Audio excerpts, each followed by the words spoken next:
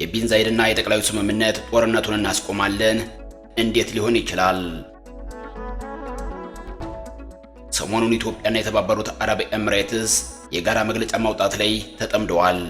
ሰሞኑን በሶማሊላንድ እና በእስራኤል የሀገር እውቅና ዙሪያ ሁለቱ ሀገራት በአፍሪካ ቀንድ ዙሪያ ጥብቅ ውይይት አድርገናል ማለታቸው ይታወሳል። የተባበሩት አረብ ኤምሬትስ የሶማሊላንድ ቀንደኛ ደጋፊ ናትም። በሶማሊላንድ ወደቦችን የምታለመውና የጦር ሰፈር የገነባቸው የተባበሩት አረብ ኤምሬትስ የኢትዮጵያንና የሶማሊላንድን የወደብ ስምምነት የደገፈች ብቸኛው ሀገር እንደነበረችም ሲገለጽ ነበርም።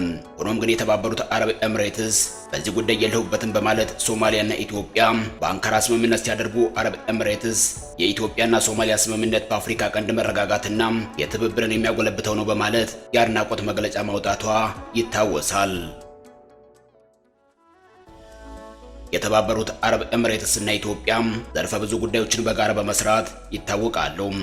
በተለይ በቴክኖሎጂ ጉዳይ ሁለቱ ሀገራት በጋራ ለመስራት ጠንከር ያሉ ስምምነቶችን ተዋውለዋል።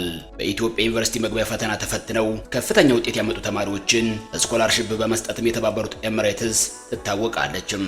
ይህንን ይፋ ያደረጉትም ጠቅላይ ሚኒስትር አብይ አህመድ መሆናቸው የቅርብ ጊዜ ትውስታ ነው። ከዚህ በተጨማሪ በመከላከያና በደህንነት እንዲሁም በፖሊስ ዙሪያ በጋራ በመስራትም ይታወቃሉ። የኢትዮጵያ አየር ኃይል በቅርቡ 90ኛ ዓመቱን ሲያከብር የተባበሩት አረብ ኤምሬትስ ዕውቅ የአየር ኃይል አካላት በአዲስ አበባ ለሚታየው የአየር ኃይል ትርኢት ዝግጁ መሆናቸውና አዲስ አበባ ከተማ መግባታቸው ይታወሳል። የተባበሩት አረብ ኤምሬትስ እና ኢትዮጵያ በጋራ የሚሰሯቸው ስራዎችና ስምምነቶች ከቀን ወደ ቀን እያደጉ መጥተዋል። ሁለቱ ሀገራት በስራ ደረጃም ወደ መመሳሰል እየሄዱ ነው።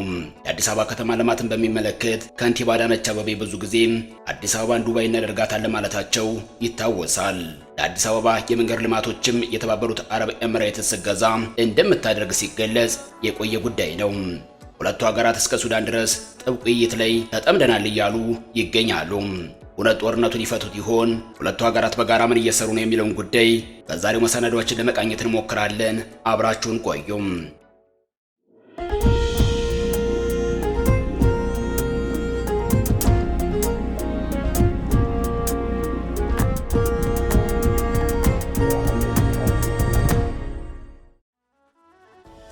ሁለቱ ሀገራት የሰው ሰራሽ አስተውሎት ዩኒቨርሲቲ የመኖራቸው ብቸኛ የዓለም ሀገራትን ስለማለታቸው በዓለም ላይ ብቸኛዋ የሰው ሰራሽ አስተውሎት ዩኒቨርሲቲ እንደምትከፍት የገለጸችው የተባበሩት አረብ ኤምሬትስ ናትም።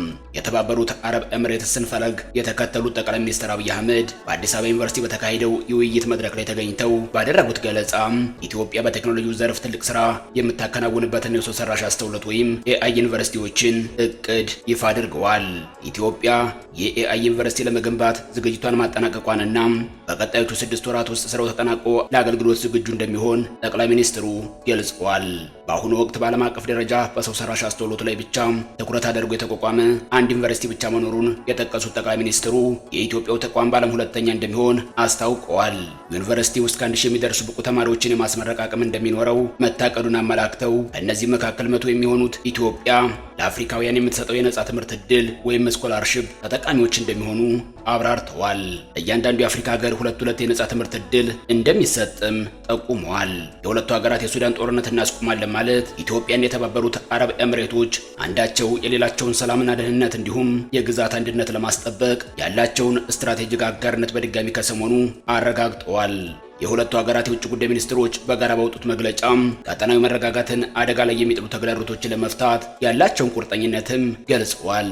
ሁለቱም ወገኖች አንዳቸው የሌላቸውን ሰላምና ደህንነት፣ የግዛት አንድነትና የኢኮኖሚ ፍላጎት ለመደገፍና ለማስተዋወቅ ያላቸውን ሁለንተናዊና ስትራቴጂካዊ አጋርነት በድጋሚ አረጋግጧል ይላል መግለጫው። ዶክተር ጌዲዮንና ሼህ ሻኩት ከሁለትዮሽ ጉዳዮች በተጨማሪም በቀጠናውና ዓለም አቀፋዊ ሰላምና የጸጥታ ጉዳዮች ላይ የተመዘገቡ ቁልፍ ለውጦችን እንደገመገሙ መግለጫው ያስረዳል። ሁለቱም ወገኖች መረጋጋትን ለማምጣትና ዘላቂ ሰላምን ለማስፈን ያላቸውን ቁርጠኝነት መግለጻቸውን ባሰፈረው መግለጫው ላይ የሱዳን የእርስ በርስ ጦርነት ጉዳይ በአጽንኦት ተነስቷል። ከሚያዝያ 2015 ዓ.ም ጀምሮ ጦርነት እየተመታች ባለችው ሱዳን የሚገኙ ተፋላሚዎች በንጹሃን ላይ የሚፈጽሟቸውን ጥቃቶች አውግዘዋል። ሁለቱም ተፋላሚ አካላት ለንጹሃንና ለሰብአዊ ድጋፍ ሰራተኞች ጥበቃ እንዲያደርጉ ጥሪ አቅርበዋል። ጦርነቱን የሚቋጩበትን መንገድ በተመለከተም የእርስ በርስ ጦርነትን የማቆም ቀዳሚ ኃላፊነት የተፋላሚ ወገኖች መሆኑን ሁለቱም ወገኖች አስምረውበታል የሚለው መግለጫው ላይ ሰፍሯል። በአስቸኳይ ወደ ዘላቂ ተኩስ አቁምነት የሚደረግ የሰብአዊ ተኩስ አቁም ስለማድረግ አስፈላጊነት በመግለጫው ያነሱት ሁለቱ ሀገራት በመላው ሱዳን አስቸኳይ ፈጣንና ያልተገደበ የሰብአዊ ድጋፍ አቅርቦት እንዲኖር ጠይቋል። በሲቪል የሚመራ ገለልተኛ መንግስትን ለመመስረት መንገድ የሚጠርግ አካታችና ግልጽ የሽግግር ሂደት መኖሩ አስፈላጊ መሆኑንም አንስተዋል። ኢትዮጵያና የተባበሩት አረብ ኤምሬትስ እውነት የሱዳንን ጦርነት ለማስቆም ይችላሉ የሚለው ሌላኛው አንኳር ጉዳይ ነው። ሱዳን የእርስ በርስ ጦርነት ውስጥ ከገባች 2 ዓመት አልፏታል። በዚህ በ2 ዓመት ውስጥ የሱዳንን ጦር ይደግፋሉ ተብለው የሚታመኑት ሀገራት ግብጽ፣ ቱርክ፣ ኢራን፣ ሩሲያና ኤርትራ ናቸው። ሀገራቱ ለወታደራዊ መንግስት ቀጥተኛ ወታደራዊ ድጋፍ እንደሚሰጡ ይታመናል። የሱዳን ጦር መሪ ጀነራል አብዱል ፈታህ አልቡርሃን ጦርነቱ እንደተነሳ ወደ ግብጽ አቅንተዋል። ግብጽ ጦሩን እንደምትደግፍ የሚጠቁሙ የተለያዩ ሪፖርቶች ወጥተዋል። ለአልቡርሃን መንግስት የቱርክ መንግስት በተለያዩ ድሮኖች እገዛ ያደርጋል።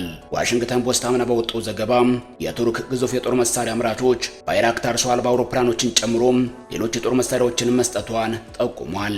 ሚድል ኢስት አይ በህዳር ወር ባወጣው ዘገባ እንዳመለከተው አልፋሽርን የሱዳን ፈጥኖ ደራሽ ኃይል ከተቆጣጠረው በኋላም ግብጽና ቱርክ ከሱዳን ጦር የሚያደርጉትን ድጋፍ አጠናክረው ቀጥለዋል። የሱዳን ጦር ከሩሲያና ከኢራን ተዋጊ ጀቶችና ሰው አልባ አውሮፕላኖች ማግኘቱን የሚጠቁሙ ሪፖርቶችም ወጥተዋል። በሌላ በኩል የሱዳንን ጦር ከኢትዮጵያ ጋር አስቆማል ያለችው የተባበሩት አረብ ኤምሬትስ የአልቡርሃንን መንግስት በመቃወም ከጀነራል ዳግሎ ጎን መቆሟ ይታወሳል። የተባበሩት መንግስታት ድርጅት ሳይቀር በተባበሩት አረብ ኤምሬትስ ላይ ክስ አቅርቧል። የተባበሩት አረብ ኤምሬትስ መሳሪያ፣ የሕክምና ቁሳቁስና ሌሎች ድጋፎችን ለዳግሎ ፈጥኖ ደራሽ ኃይሉ እንደምታቀርብ ይታመናል። የተባበሩት መንግስታት ባለሙያዎች እውቅና የሰጧቸው ብዙ ሪፖርቶች እንደሚጠቁሙት በቻይና፣ በደቡብ ሱዳን፣ በሊቢያ፣ በሶማሊያና በማዕከላዊ አፍሪካን ሪፐብሊክ በኩል ወታደራዊ ተሽከርካሪዎች፣ ሰው አልባ አውሮፕላኖች እንዲሁም ሌሎች ከፍተኛ የጦር መሳሪያዎችን ሰጥታለችም። የተባበሩት አረብ ኤምሬትስ ዋነኛ የፈጥኖ ደራሽ ኃይሉ ደጋፊ መሆኗ ቢታመንም ኬንያ በተለያዩ አጋጣሚዎች የአርኤስኤፍን መሪዎች አስተናግዳለችም። የካቲት 2025 ላይ በኬንያ በተካሄደው የፖለቲካዊ ውይይት መድረክ ላይ አርኤስኤፍ የራሱን መንግስት መመስረቱን ይፋ አድርጓል። በዚህ ምክንያትም የሱዳን ጦር በናይሮቢ የሚገኘውን የሀገሪቱን ኤምባሲ ለመዝጋትም ተገዷል።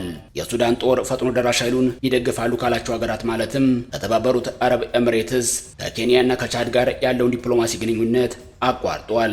የሊቢያ ብሔራዊ ጦርና የሱዳን ጦርም የደቡብ ሱዳን ጦርም ፈጥኖ ደራሽ ኃይሉን ይደግፋሉ በሚል በሱዳን ጦር ይከሰሳል።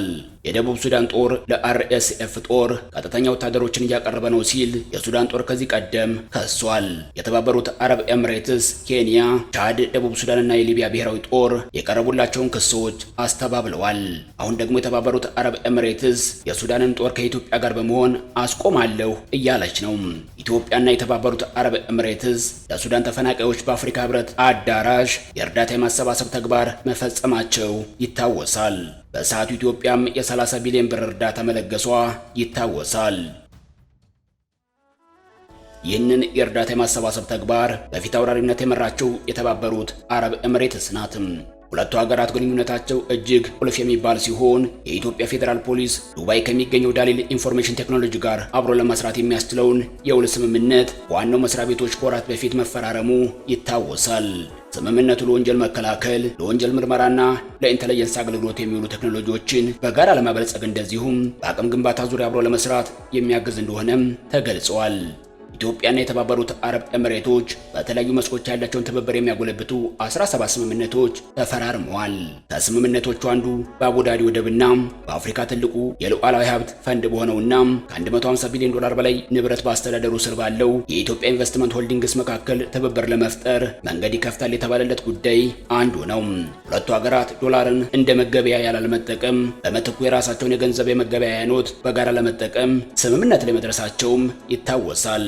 የቀድሞው የተባበሩት አረብ ኤምሬትስ ፕሬዝዳንት ሼክ ቢን ዛይድ ሱልጣን አልናሃያንና በቀድሞው የኢትዮጵያ ጠቅላይ ሚኒስትር መለስ ዜናዊ የተመሰረተው የኤምሬትና የኢትዮጵያ ግንኙነት ከጊዜ ወደ ጊዜ እየተሻሻለ መጥቷል። በተለይ በ2004 የኢትዮጵያ ቆንጽላ በተባበሩት አረብ ኤምሬትስ ከተከፈተ በኋላ በሐምሌ 2010 በአዲስ አበባ የሚገኘው የተባበሩት አረብ ኤምሬትስ ኤምባሲ እንዲሁም በ2014 በአቡዳቢ የኢትዮጵያ ኤምባሲ አገልግሎት መስጠት ከጀመረ ጊዜ አንስቶ የሁለቱ ሀገሮች ግንኙነት ተጠናክሯል። ከጠቅላይ ሚኒስትር አብይ አህመድ መንግስት ወደ ስልጣን መምጣት ወዲህ ከኢትዮጵያ ጋር ያላት ትብብር በብዙ መልኩ የጠነከረው ኤሚሬቶች እንደ ሰላምና ደህንነት እንዲሁም ኢኮኖሚና ኢንቨስትመንት ባሉ ጉዳዮች ላይ የአዲስ አበባ አጋር ነችም። ለቤተ መንግስት እድሳት የገንዘብ ድጋፍ ማድረጓም እንዲሁም ለአዲስ አበባ ከተማ የወንዝ ዳር ልማቶች እገዛ ማድረጓም ይታወሳል። በአዲስ አበባ ከተማ በተለያዩ ቦታዎች ላይም የራሷ ኢንቨስትመንት ቦታዎች እንዳላት ይገለጻል።